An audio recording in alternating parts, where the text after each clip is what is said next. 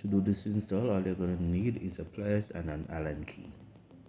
First, you're going to use the pliers to remove the end cap in the handlebar.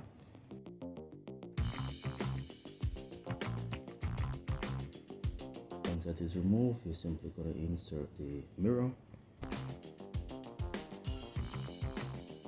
And you're going to use the Allen key to tighten the bolt that is inside. It will expand and it will tighten. And then you can make your adjustment. It's that simple. And your mirror will be affixed to your bike.